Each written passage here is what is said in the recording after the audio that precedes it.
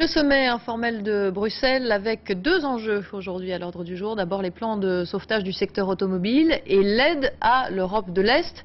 Dans un texte commun, les 27 se sont dit prêts à réexaminer l'aide déjà octroyée, mais pas question d'un grand plan d'aide globale. Sur place, François Baudonnet, Frédéric Furnémont. La poignée de main se veut cordiale. Pourtant, depuis un mois, Nicolas Sarkozy et son successeur à la tête du Conseil européen ne cessaient de se critiquer par presse interposée. Le Premier ministre tchèque reprochait à la France le protectionnisme de son plan automobile et il n'était pas le seul.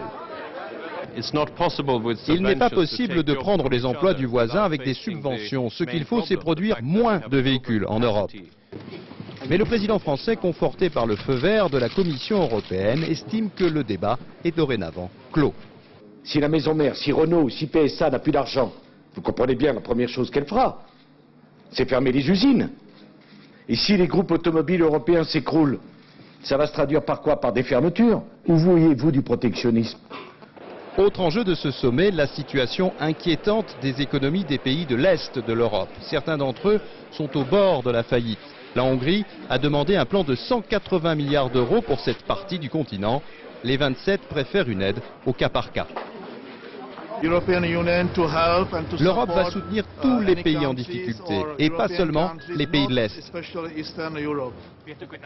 Ce soir, les dirigeants européens ont au moins évité un écueil, celui d'une opposition frontale entre la vieille Europe et les pays qui ont adhéré il y a 5 ans. Mais cette belle harmonie pourrait voler en éclats si la crise économique venait à s'aggraver.